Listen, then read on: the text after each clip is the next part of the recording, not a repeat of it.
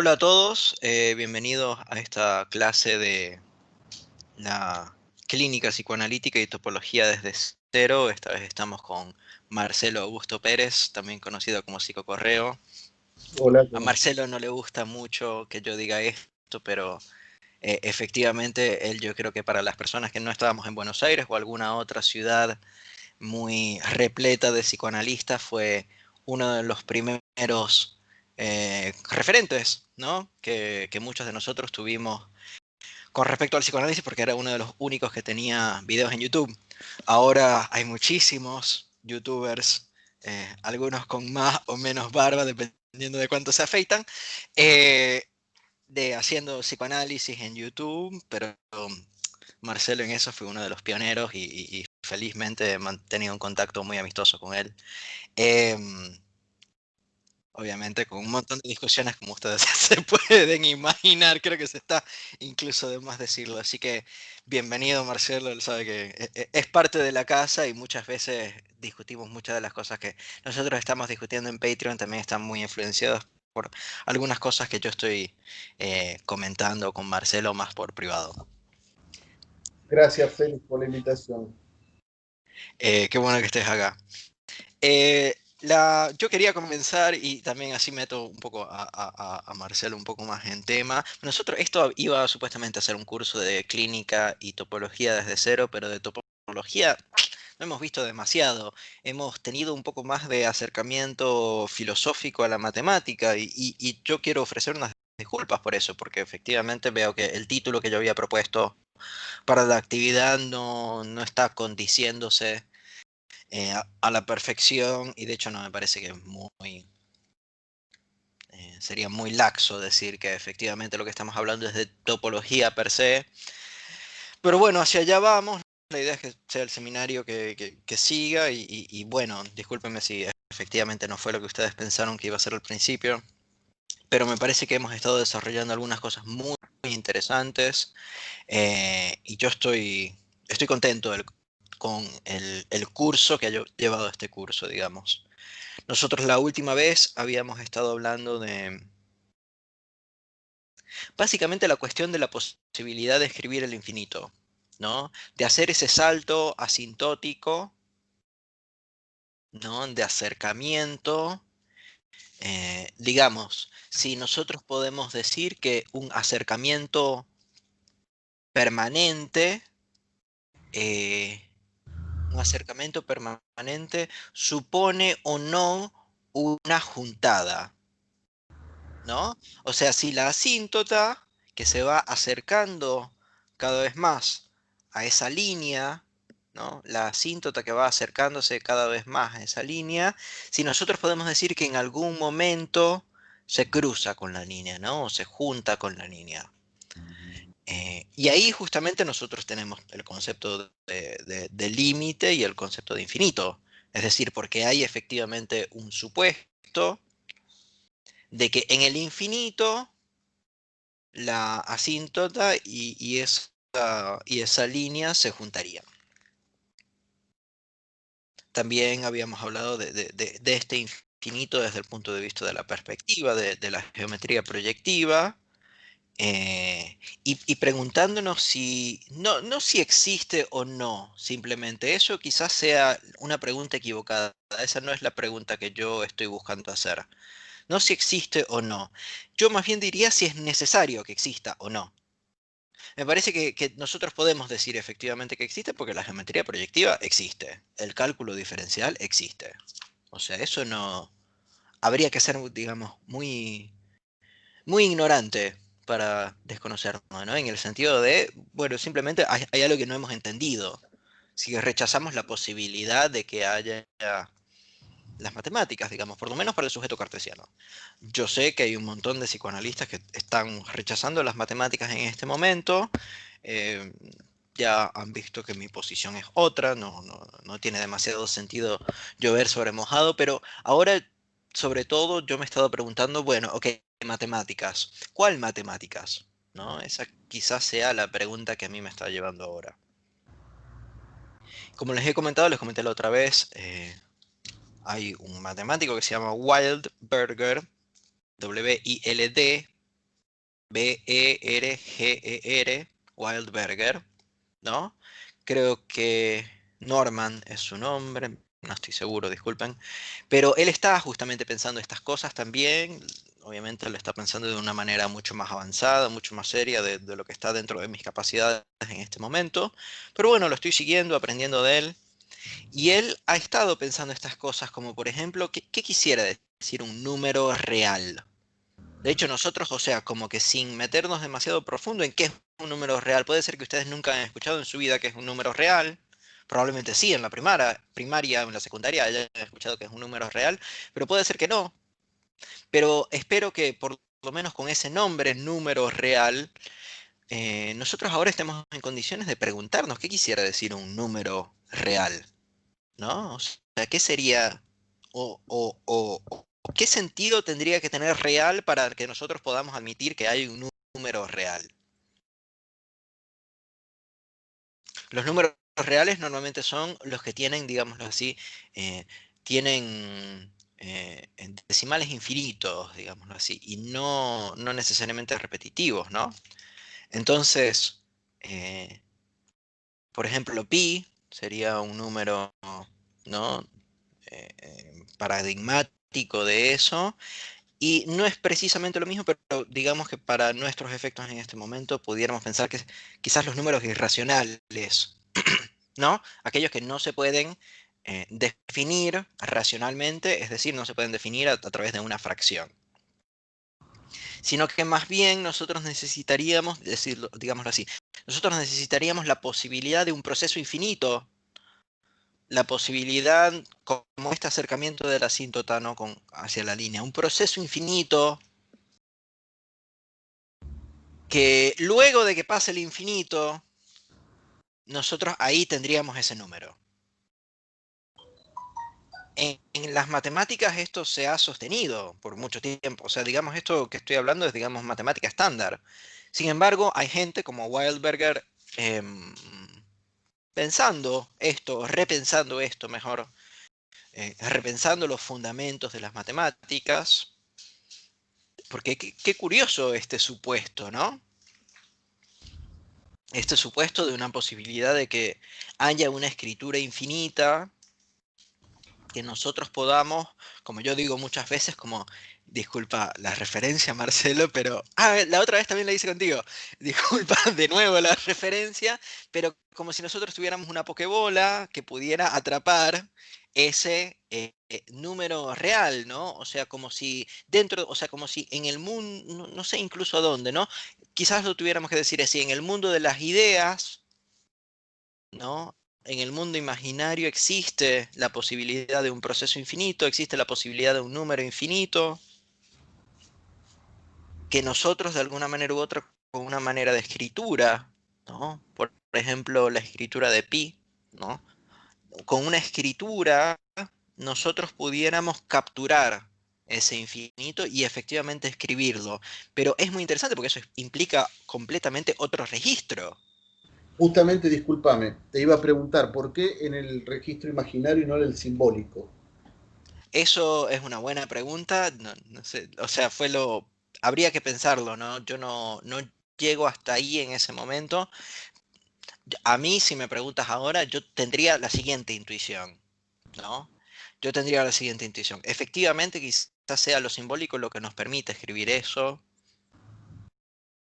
pero quizás esa duplicidad de lo simbólico, y duplicidad entendido en dos sentidos, ¿no? En el sentido de que es dos, pero también en el sentido de que es medio engañoso, ¿no? Es medio, hace truquitos a veces y no estamos muy seguros qué tan lícitos son, esa duplicidad, ¿no? Ese engañoso, ese juego doble, digámoslo así, de lo simbólico.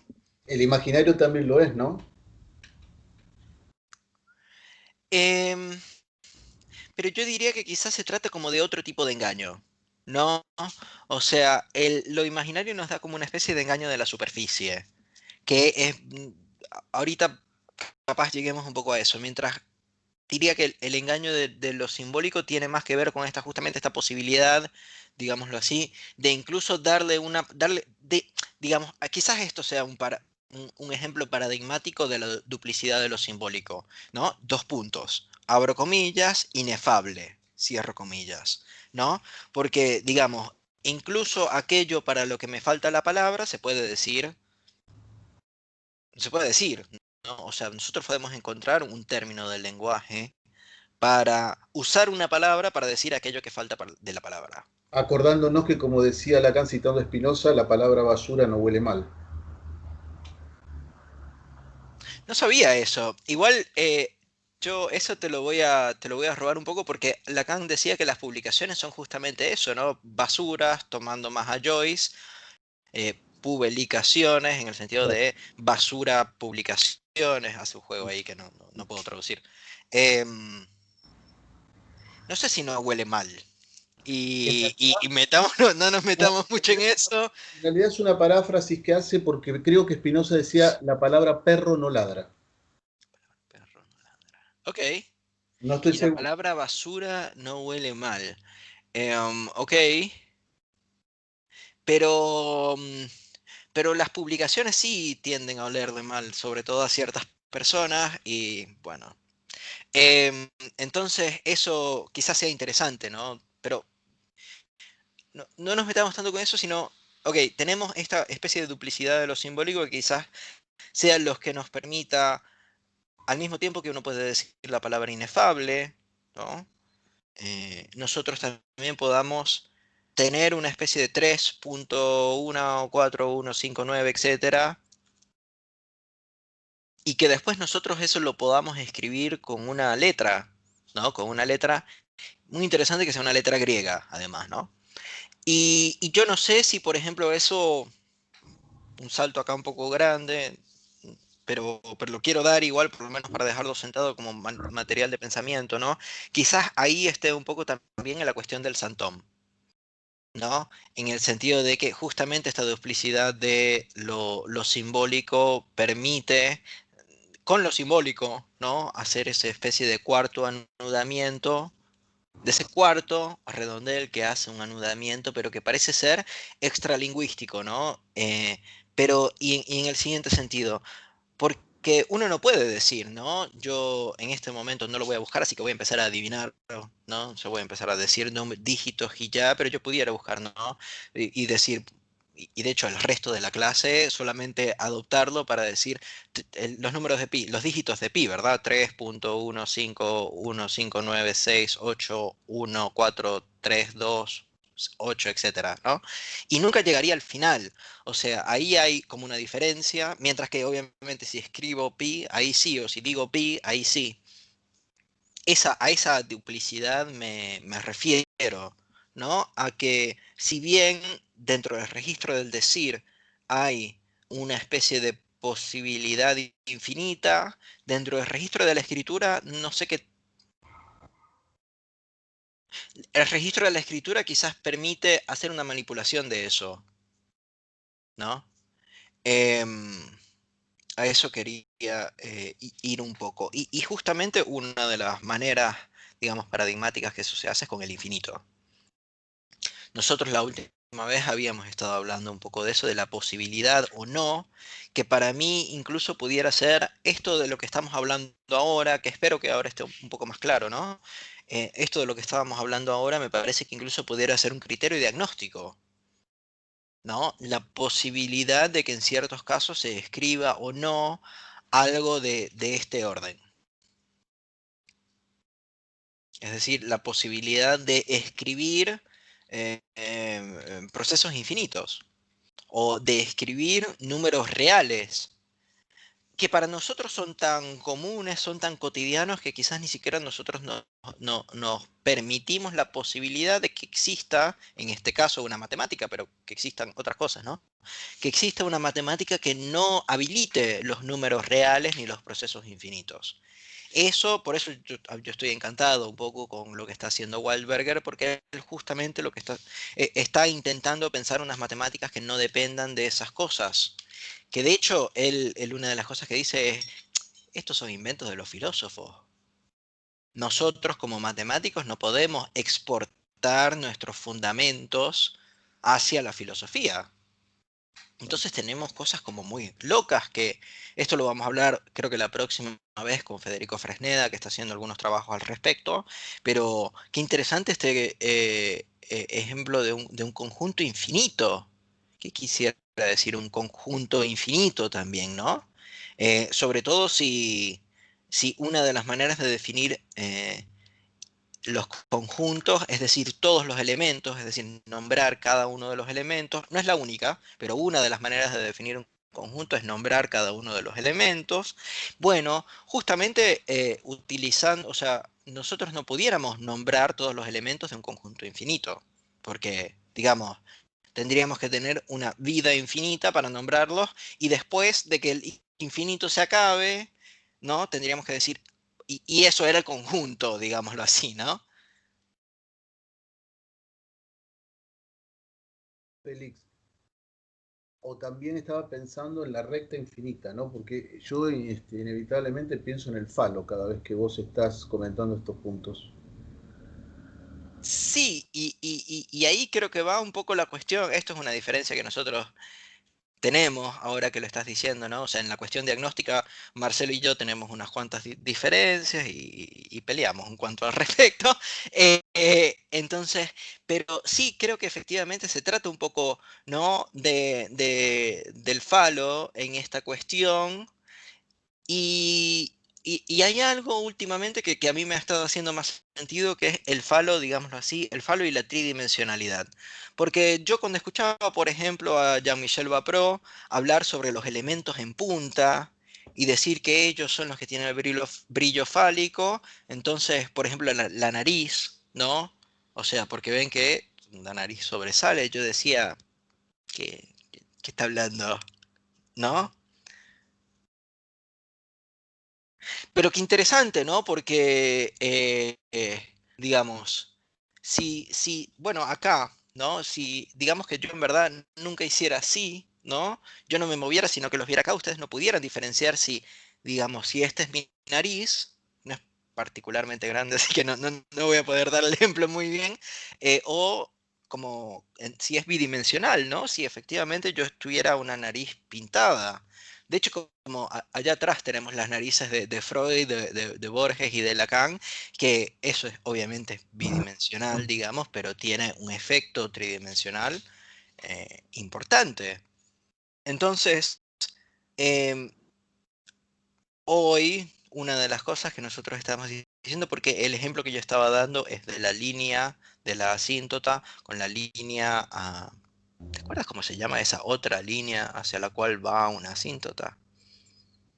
No me acuerdo ahora. Importa. Bueno, esa otra línea, digamos la línea rectora, yo la voy a llamar así, tenemos la línea asíntota, la línea rectora de la asíntota. em, entonces, cada vez se va acercando más. Ok, pero eso ahí tenemos, digamos, ¿qué pasa si eso lo manejamos más bien en la tridimensionalidad? ¿No? Y nosotros pensamos que nosotros tenemos la superficie, y después de la superficie nosotros tenemos la posibilidad o no de tener profundidad. Y acá espero que se vaya, digamos, iluminando un poco hacia dónde voy con la cosa. Efectivamente, el falo me parece que va un poco en esa dirección, sobre todo cuando pensamos al falo velado, ¿no? Que es que si efectivamente tenemos un velo y nunca lo subimos, ¿no? ¿Cómo, cómo saber qué hay atrás si es que hay algo? Sí, pensaba, el ejemplo que das de Jean-Michel Bapro, es que loco, ¿no? Porque yo no creo que él desconozca que Lacan incluso escribe el falo con una letra griega y habla de el número de oro y el 1,68, etcétera, etcétera, ¿no? Me resultó raro ese ejemplo que no conocía de Jean-Michel Bapro. Pero no contradice esto que estás diciendo, ¿no? Sino que, digamos, una de sus puntos de apoyo para leer a Lacan es justamente pensar que el falo tiene algo que ver con la tridimensionalidad. Y la manera que él tiene para hablar sobre la tridimensionalidad son los elementos en punta, ¿no? Y el ejemplo quizás más característico, por lo menos que yo me acuerdo más, es el de la nariz, ¿no? Porque la nariz, digamos que está, digamos, en cierto manera también en punta. No sé si deshace esto otro, em, pero sí me parece que le introduce, digamos, la cuestión en el sentido de la pregunta, ¿no? La cuestión de si se trata efectivamente solo de una superficialidad o si se trata también de una profundidad. Y acá no me refiero necesariamente como a una profundidad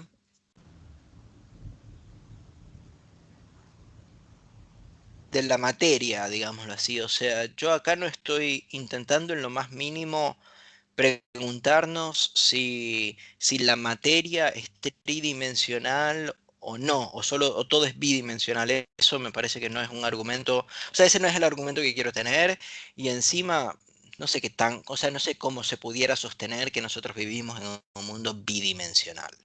O sea, eso a mí me parece un argumento muy difícil de sostener. Pero después tenemos a Lacan diciendo que el sujeto es bidimensional. Entonces, o sea, ¿por qué él estará diciendo esas locuras, no? Y he encontrado, ¿no? Quizás una idea en este libro que he estado leyendo, que se llama Bruno Snell, The Discovery of the Mind in Greek Philosophy and Literature, es decir, el descubrimiento de la mente en la filosofía y literatura griega. Hay una versión en castellano, el texto original es en alemán. Hay una versión en castellano que no entiendo por qué tiene más capítulos que la versión en inglés. Vaya a saber por qué. Me parece interesante igual. Ojalá alguien pueda leer la versión en castellano. Yo no sé si me va a dar para hacer las dos. Pero tiene ideas muy interesantes, ¿no? Y yo les quería presentar una, después seguramente les presentaré muchísimas más, pero uno, él va mostrando, ¿no? Cómo se descubre la mente en la antigua Grecia. Lo va documentando, por lo menos muchísimo más de lo que yo sé, porque de estudios griegos tengo muy poco. Entonces, él empieza a decir que Homero trabajaba todo como si hubiese una correspondencia con órganos fisiológicos o biológicos. El problema después viene como qué pasa con, por ejemplo, el espíritu, ¿no? O los órganos de sensibilidad emocional, por ejemplo, ¿no? Y la solución que le da Homero, por lo general, es a veces animar, ¿no? Y decir, por ejemplo, mi mano quiso tapar la cámara, pero yo no quise, así que la quité. O introducir ahí a un dios, ¿no? Y decir, Atena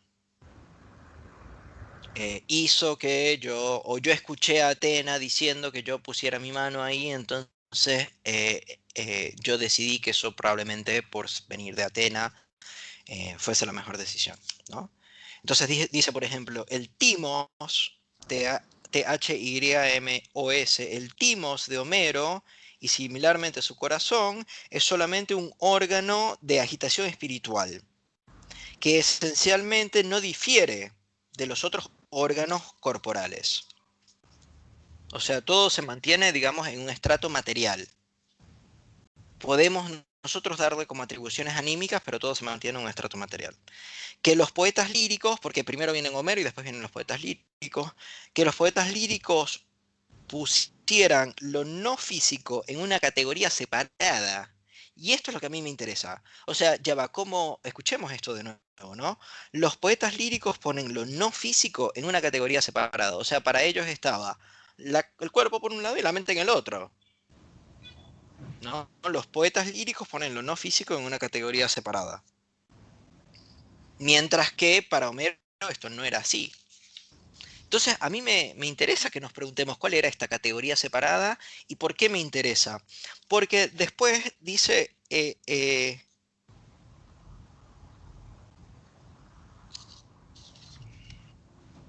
ellos, o sea, los poetas líricos, empezaron a sospechar que la contradicción inherente en todos los sentimientos, nosotros, o sea, yo creo que nosotros trabajamos con sentimientos, ¿no? O sea, entre otras cosas. Pero ese, digamos que las emociones, las contradicciones del alma, las pasiones, me parece que desecharlas como inexistentes no vale mucho la pena, ¿no? Que la contradicción inherente en todos los sentimientos no puede ser explicada meramente por una alteración en tiempo, una oscilación sin fin entre pasión y tranquilidad. Yo en este momento estoy pasional, yo en este momento estoy tranquilo. Yo en este momento estoy pasional, yo en este momento estoy tranquilo. Entre fortuna buena y miseria, sino que el momento presente, ¿no? O sea, deshacen el tiempo, ¿no? Quitan la dimensión del tiempo. Dicen, el momento presente contiene las semillas de la discordia. O sea, con Homero nosotros podíamos pensar, bueno, a veces la vida es buena y a veces la vida es mala. Tocará, si me toca un momento malo, tocará esperar el momento bueno para que la vida, porque es como rítmica, ¿no? Para que la vida de nuevo me caiga, ¿no? El ritmo bueno. Y él dice, cita aquí a Anacreón, dice, de nuevo yo amo y no amo. Yo me excito, yo no me excito. Ven, ¿no? O sea, algunos acá apelarían al principio de no contradicción, ¿no? Y le dirían a su paciente, bueno, pero ¿te amaste o no amaste? O sea, dime la verdad, ¿amaste o no amaste? No como Freud, que Freud incluso esto lo sostenía y decía, tú dirás que amaste y me dirás a mí que yo estoy diciendo que no amaste, ¿no? Como decía en la denegación, habla de, tú dirás que eres mi madre, que fue mi madre y yo diré que no fue mi madre, ¿no? Entonces acá, donde dice de nuevo, yo amo y no amo, bueno, seguro tú dices que amas y yo digo que no amo, ¿no? Y acá dice algo que a mí me pareció increíble.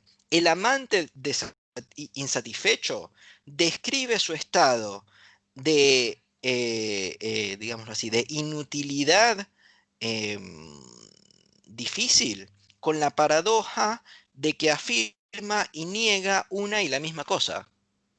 Hablando del principio de no contradicción. Afirma y niega una y la misma cosa. Eh, Y ven, a mí esto me parece brillante, ¿no? O sea, él acá, Snell, lo que está diciendo es, ojo, porque si nosotros introducimos la cuestión temporal, ¿no? Si nosotros introducimos la cuestión temporal, quizás esto no tenga por qué resolverse así, ¿no? Si nosotros incluimos la cuestión temporal, bueno, en un momento la amé, en otro momento no la amé. ¿Por qué introducir acá lo infinito, lo eterno? La foto esa donde efectivamente me veo a mí mismo amando y no amando al mismo tiempo, excitándome y no excitándome al mismo tiempo. En la épica, es decir, Homero, ¿no? La épica no incluye todavía esta discordancia emocional o tensión emocional, porque condiciones de ese tipo no existían en el área de operaciones físicas, en cuya imagen Homero representa los procesos mentales. Safo, que era una poetisa lírica, con su neologismo, esto no lo estoy inventando, con su neologismo atrevido, agridulce, porque ella dice agridulce amor. Entonces él dice Safo, Snell dice Safo, con su atrevido neologismo agridulce. Este es el atrevido neologismo, o sea, eh, para nosotros, que nos digan si ese amor fue agridulce es literalmente el tema de todos los tangos.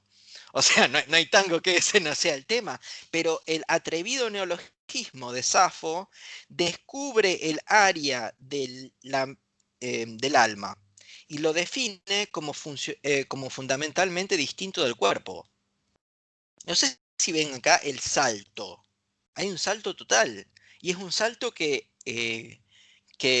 se da por, primero, desechar la cuestión temporal, ¿no? Y segundo, por hacer que el registro sobre el cual se escribe esto ya no sea un registro físico, ¿no? Orgánico o que responda a las leyes naturales, que responda a las leyes del cuerpo. sino que más bien responde a otra cosa, ¿no? A una concepción del individuo que al mismo tiempo implica como una nueva especie de universalidad.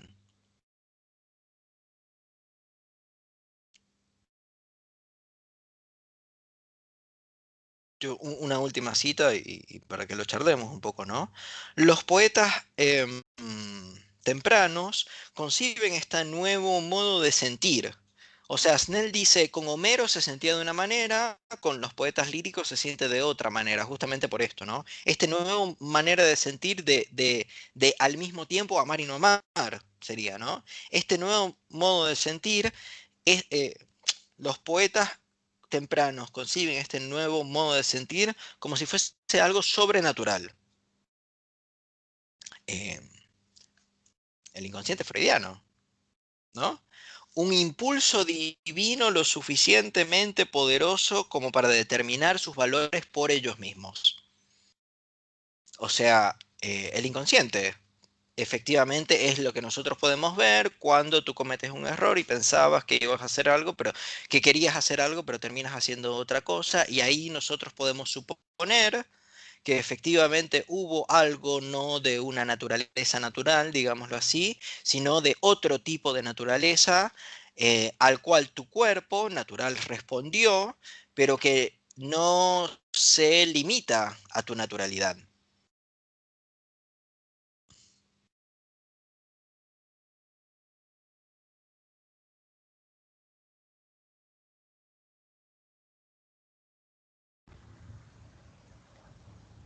Félix, tengo algunas acotaciones, si querés la charlamos ahora. No, no, charlemos, sí, sí. Ya, esa era la última cita, pero bueno, yo me quedé mirando porque así. No, pensaba qué relación podemos encontrar entre esto último y lo que vos decías antes, por ejemplo, entre otras cosas, cómo se definía un número real y esta cuestión de que luego de que pasa el infinito podríamos hablar de real. ¿Qué tendría que ver con esto que estás citando ahora? Claro, gracias. Porque quizás la idea es que, ok, se va, o sea, em, primero amo, después no amo, ¿no? Sigamos con este ejemplo, ¿no? Amo, no amo, amo, no amo, amo, no amo, amo, no amo. Eh, la pregunta sería si ahí hay una especie de contradicción, ¿no? Si nosotros lo agrupamos todo, o sea, digamos, en esta taza, ¿no? Yo hago papelitos, ¿no? No sé si, me imagino que habrás tenido pacientes que efectivamente agarran un cuaderno y antes de, yo obviamente era uno de esos pacientes, agarran un cuaderno y antes de ir a análisis escriben, ¿no? Van escribiendo sus cosas en la semana y durante análisis van y te cuentan. Bueno, si yo eso lo voy escribiendo y lo voy anotando, ¿no? Y yo lo capturo, ¿no? En esta taza como uno pudiera capturarlo también con un número real, ¿no? En el infinito, después de que yo tenga todos los sentimientos de amor y de no amor, yo pudiera decir que soy un ser contradictorio. Si pensaba si la escritura tiene que, me parece que ocurre después, ¿no? Que vos lo pones adentro de la taza, todos esos papelitos. Claro, yo más bien en este momento la escritura sería la taza, ¿no? O el momento donde eso se, digámoslo así, en la escritura sería aquel momento donde la vida deja de pasar, ¿no? Y efectivamente yo puedo mirar hacia atrás y decir tuve una vida contradictoria, o tuve una vida buena, o tuve una vida hacia la gloria de Dios, o tuve una vida donde deshonré a mi padre, Mm. ¿no? Eso para mí sería un poco la pregunta, ¿no? La cuestión de la individualidad, porque creo que pudiéramos, y con esto creo que estarás de acuerdo, ¿no? Que hay pacientes donde la cuestión de la individualidad se ve muy claramente que no va por ahí la cosa. ¿No? O sea, no se trata de, bueno, tú eres una persona y nosotros tenemos que, por eso, a mi entender, ¿no? A mi entender, por eso fracasa completamente el cognitivismo conductual, porque intenta planchar, digámoslo así, las contradicciones. Y para mí, digamos, para hacer un contrapunto, el psicoanálisis dice, no, no, no, ¿cómo vas a planchar eso si es el más rico? O sea, si justamente ahí donde hay una especie de contradicción es donde nosotros tenemos que ir a ver qué está sucediendo. Sí, pensaba en esta frase que dice Freud en la conferencia 31, si la podríamos parafrasear con esto que estás diciendo como algo así como allí donde el eso escribió, que el sujeto lea, ¿no? Una cosa así. ¿Qué te parece a vos? Estoy un poco sustancializando el sujeto, pero ponele.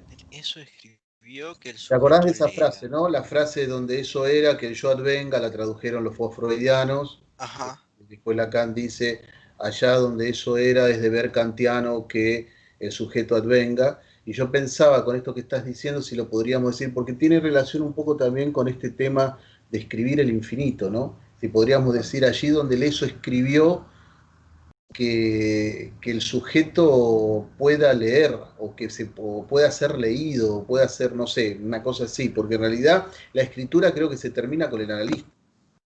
Con el analista. Y yo creo que si no, si sacamos al dispositivo de esto, pudiera Ah, sí, sí, sí, por supuesto, sí, sí, sí. mm, Ok. Claro, sí, sí, yo estoy suponiendo, ¿no? Y está bien que hagas esta acotación, ¿no? Yo no estoy hablando de que esto se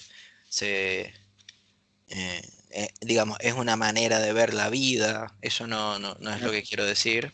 mm, Sí, efectivamente. ¿Y por qué sería importante meter a otra persona acá? Bueno, justamente porque quizás nosotros, como analistas, en un buen día, ¿no? En uno de esos días donde efectivamente la acertamos, sí, digamos, podamos indicar, ¿no? Podamos indicar dónde está dónde se puede producir una lectura interesante de algo.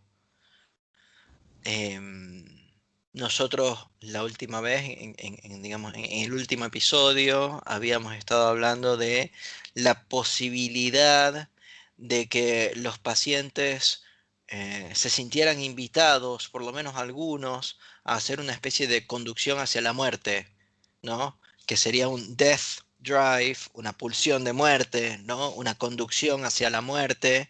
Y efectivamente hay pacientes, ¿no? Que ven que hay un momento donde la vida, digámoslo así, se le está escapando de las manos, donde efectivamente se les está desintegrando algunas cuantas cosas, y es interesante ver cómo se responde ahí, ¿no?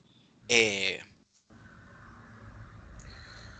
si se la tiene lo suficiente grande como para hacer lo que es necesario para efectivamente detener eso, o si se deja llevar, o si efectivamente ven que hay un momento donde esa repetición nunca va a detenerse. O sea, digamos, en el momento donde el paciente dice, bueno, yo ya estoy jodido, ya no hay nada que yo pueda hacer que efectivamente me saque de ese lío. sí, y creo que tiene que ver con esta pregunta que hacías a la mitad o al comienzo, va, de hoy, cuando te preguntabas, nos preguntabas, si es necesario que el otro exista, ¿no?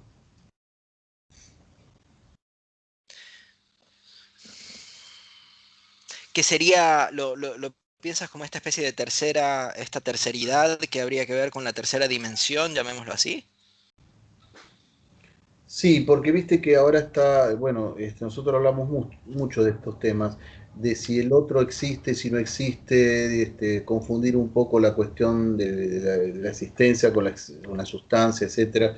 Este, vos dijiste en un momento que si rechazamos la posibilidad de la existencia hay algo que no entendimos. Me parece que tiene que ver con esto que estás diciendo.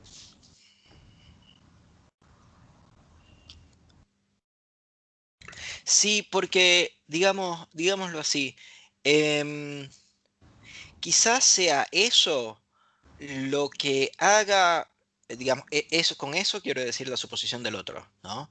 Quizás la suposición del otro es lo que a nosotros nos permita no,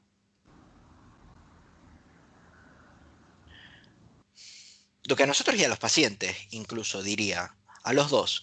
Lo que a nosotros y a los pacientes nos permitiría no caer en esta trampa de la conducción hacia la muerte. Claro, Porque, digámoslo así, las matemáticas son infinitas y sobre todo como nosotros las tenemos concebidas, ¿no? O sea, ya ni siquiera hay infinito. Después hay infinitos más grandes que los otros infinitos, hay transfinitos y es como si la cosa no acabara nunca.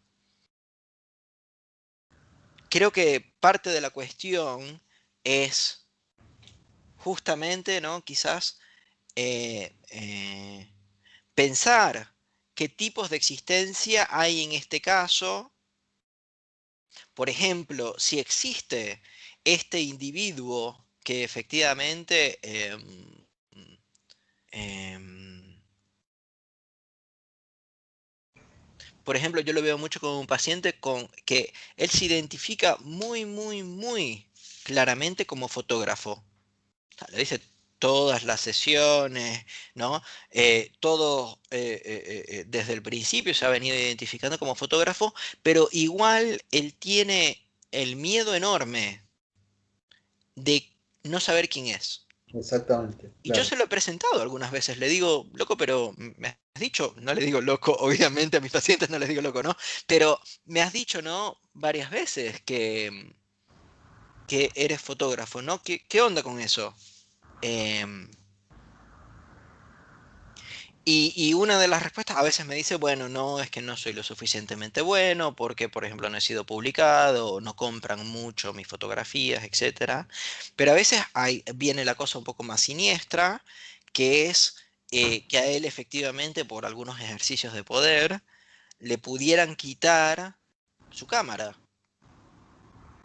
¿Y cómo es un fotógrafo sin cámara? Sería como la pregunta o incluso yo diría la posibilidad de construir, ¿no? Ahí justamente es donde quizás venga nuestra labor. Claro, me vino la frase cuando Lacan dice solo se puede decir soy analista en la medida que uno no lo es, ¿no? Es decir, ¿qué sería un analista sin un analizante? Una cosa así, ¿no? La emisión de otredad y todo esto también. Parece que en ese ejemplo que diste del paciente está enganchado todo. Claro, Incluso, porque él incluso tiene... incluso Decí. el artículo de la Fernand freudiana que nombraste antes, ¿no? Claro, porque la pregunta de él es esa, ¿soy o no soy Claro, fotógrafo? ¿No? Pero ¿soy o no soy, to be or not to be, fotógrafo? claro. Y quizás el caso vaya alrededor de la posibilidad, ¿no?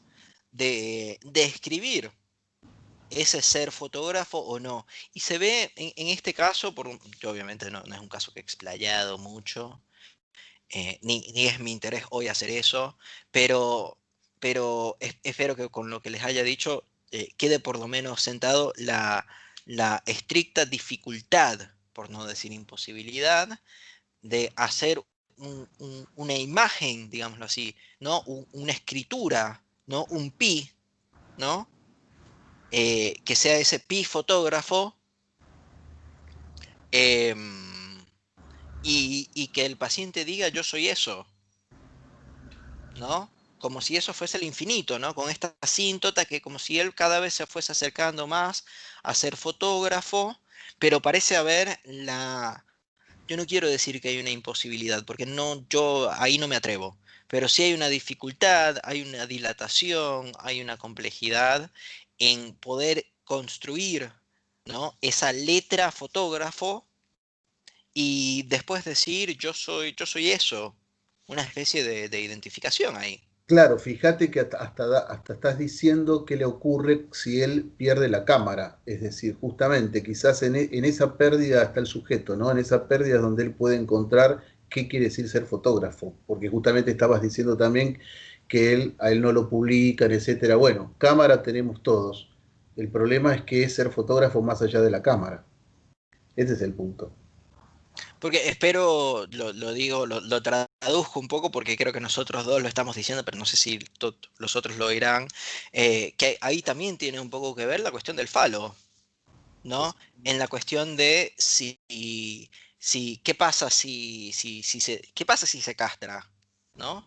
Y encima, no sé si ustedes han pensado, y no sé, de hecho, porque creo que esto no te lo he comentado, Marcelo, pero hasta cierto punto, las mujeres en Freud parecen ser unos hombres castrados, ¿no? Y de hecho, la vagina sería la marca de esa castración. Son hombres marcados, son hombres que se les hicieron como una especie les cortaron y después les hicieron como una especie de tatuaje, los marcaron en el cuerpo de manera indeleble que, que están castrados, que no son tanto. Y yo creo que Freud se comió eso, Y lo que ¿no? pasa que por eso de ahí Freud también hace la teoría de la envidia del pene y del fin de análisis para el hombre y para la mujer y todo esto que ya sabemos. Claro, pero quizás lo que él... Pero es muy interesante, ¿no? Porque él dice lo que los hombres más temen en el mundo y por los que están dispuestos a hacer lo que sea, es porque no le quiten la cámara, ¿no?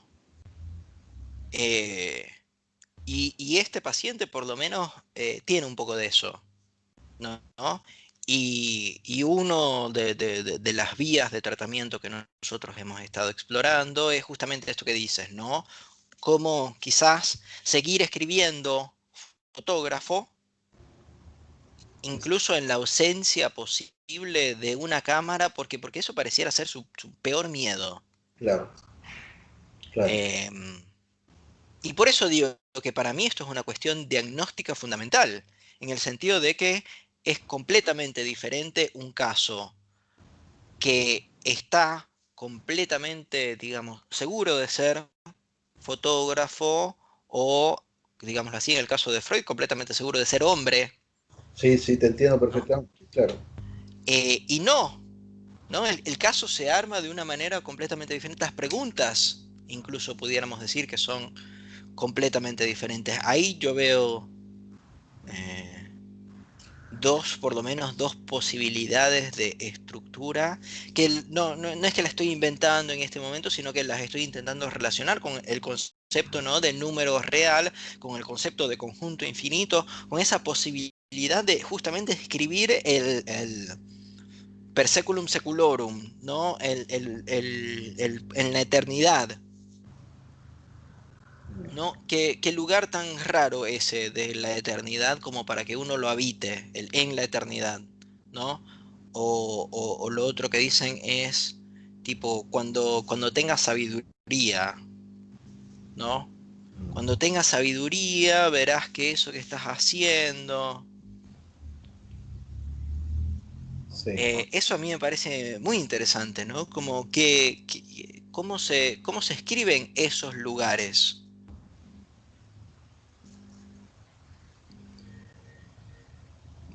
Porque parecieran justamente que cuando efectivamente esos lugares se escriben, cambia todo, ¿no? O sea, el caso completo este, nosotros venimos trabajando durante año y medio, creo, ¿no?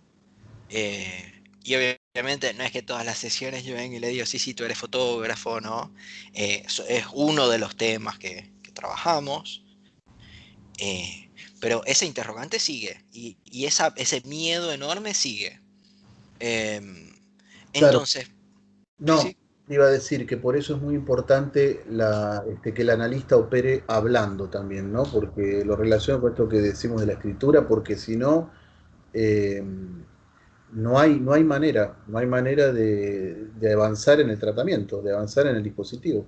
Si el analista no opera hablando, y el problema es justamente, con eso Lacan habla de pagar con palabras, ¿no? El analista tiene que pagar con la persona y tiene que pagar con palabras. Y la interpretación, que es el acto analítico per se, lleva a eso, creo, ¿no? A poder, bueno, tomar, arriesgar arriesgar una apuesta o apostar a una palabra. claro, Después, como mínimo para escribir un dígito más, ¿no? Que él venga con 3.14 y yo le diga, che, ¿y uno después? Ah, sí, uno viene después. Ah, buenísimo. Y él me diga, Félix, ¿después qué piensas de 5? y yo le digo, ah, sí, qué bueno 5 después, claro, porque 3.141, 5, claro, ¿no? Y después, y 9, ¿no? O que yo le diga, me parece que esto que estás diciendo acá es 9. Ah, sí, es 9, ¿sabes qué? Yo siempre lo he pensado, yo siempre lo he sabido, pero, ¿no? Eso me parece que es interesante, pero después yo sigo con la pregunta, ¿no? Esto no es algo que yo tenga saldado, tampoco es algo que vea desarrollado demasiado, pero yo sigo la pregunta, ¿habrá la posibilidad en esos casos de escribir pi? ¿No? Porque el paciente viene con 3.14, ¿no? Y nosotros lo vamos desplazando un poco más. 1, ok, Bueno, 5, ok, ahí yo te 9.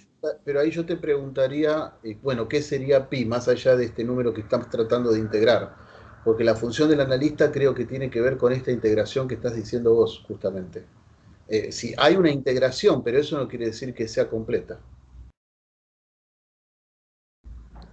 Em, Porque no podemos escribir pi excepto con el símbolo, ¿no? Con el símbolo pi griego. No podemos escribirlo de otra manera. Las computadoras pueden decir hoy que tiene 20 millones de cifras o lo que sea y van a decir dentro de unos no, años. es que tiene infinitas, o sea, ellos han encontrado 20 millones, ¿no? Pero Claro, tiene infinitas, de eso nadie, creo que de hecho eso está demostrado y todo. O sea, nadie serio, nadie que entienda matemáticas duda de de la imposibilidad de escribir los dígitos de pi, digámoslo bien, ¿no? La imposibilidad de escribir los dígitos de pi. Em, pero yo no sé, a mí me queda la duda porque eh, creo que hay unos pacientes, ¿no? Otros pacientes, no este, otros pacientes que sí tienen, digámoslo así, tienen un ser bien escrito, ¿no? Esos sí tienen el ser bien escrito. Y capaz no sean fotógrafos, puede ser que no, pero capaz son hombres, por ejemplo, ¿no? O son, no sé, jardineros, por ejemplo, también pudiera ser, ¿no? O, o, o, o o una buena persona pudieran ser también unos, ¿no? Y quizás justamente se trata de la dificultad de ser una buena persona en este mundo de mierda, que nadie nunca me deja ser como yo, porque si yo pudiera en verdad ser como yo sé que yo pudiera ser, entonces el mundo incluso estaría mejor. claro, totalmente.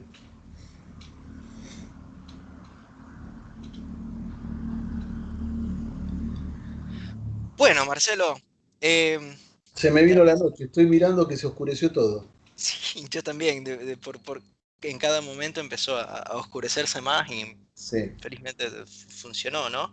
Pero de nuevo te agradezco muchísimo. Marcelo tiene un blog que vamos a dejar abajo en el link para el blog. Y bueno, en verdad lo que yo le estaba diciendo antes es que no, o sea, decir que tenemos que poner abajo como contactar a Psicocorreo me parece un anacronismo total. Así que bueno, ustedes tienen el YouTube de Marcelo, ahora habrá un Patreon también, está en Twitter, está en Facebook, está por todos lados Marcelo, así que ustedes saben ya cómo contactarlo. te agradezco mucho, Félix, y te felicito por las investigaciones que estás haciendo y bueno, y nos volvemos a encontrar en otra oportunidad. Está bueno charlar así y tener esta dialéctica, escuchar al otro y bueno, y también aprender del otro y bueno, y anotar estas dudas y seguir escribiendo, para decirlo en estos términos, ¿no? Seguir escribiendo, porque no se Y termina. hablando con el otro, ¿no? Claro, O sea, porque creo que van las dos cosas, ¿no? claro, no se termina nunca el PI. Ahora que vos decías eso, yo el otro día le estaba diciendo, no sé si era una supervisión o a un analizante, ¿no? Es que no sabemos qué es ser hombre, no sabemos qué es ser mujer. No se puede saber, Hay gente que yo creo que sabe muy bien cómo ser hombre. Yo te puedo decir algunas de esas personas bueno, está y bien, te puedo dar algunas de sus definiciones. De hecho, yo diría que Freud sabía muy bien qué era ser hombre. sí, sí, Eh, pero se trata justamente, sí. Sí, sí, ya sé lo que estás diciendo. Pero bueno, esta dialéctica también sirve porque nosotros no sabemos bien qué está ocurriendo en el dispositivo también, por eso tenemos que formalizar, investigar y seguir hablando de todas estas cosas, porque si no también sabemos exactamente lo que es ser analista, también me parece que ahí no hay una posibilidad de ciencia, ¿no? claro, quizás tendríamos que preguntarnos también si analista también fuese como una especie del mismo orden de este tipo de proceso infinito que pudiera ser pi, ¿no? Proceso de escritura infinita que pudiera ser pi, o el límite, este salto al infinito. Lacan decía, me la paso pasando el pase. Por más que después han hecho del pase la finitud perfecta. Claro, que de hecho, bueno, lean los pases, es lo único que puedo decir. Lean los pases y avísenme qué tal les va, ¿no? Porque yo he leído unos cuantos y de hecho he estado, Marcelo sabe que yo soy como buen hereje, también tuve 2 años en la EOL y unos otros cuantos en la NEL. Yo he estado en unas cuantas presentaciones de pase, testimonios de pase creo que los llaman, y es interesante lo que sucede ahí. Yo Y siempre, lo que dicen también es yo interesante. siempre cuento que me han contado que hay gente que no le dieron el pase y se quería matar. Así que mirá a quién le van a dar el pase, ¿no? Eso está documentado, incluso y no es que se iban a matar, sino que se mataron. No me quiero meter mucho más con eso, porque lo Terrible. estamos grabando, sobre todo, después lo podemos cuchichear, pero, pero son temas muy serios y que se pudiera hacer un estudio de eso, pero bueno, tendría que estar muy bien documentado y no tengo los documentos en este momento. Eh, pero bueno, Marcelo, de nuevo te agradezco muchísimo y te agradezco estas últimas palabras que me dirigiste, para mí son muy Gracias valiosas. gracias a vos. Bueno, chao, después seguiremos hablando. Gracias a todos ustedes también por acompañarnos.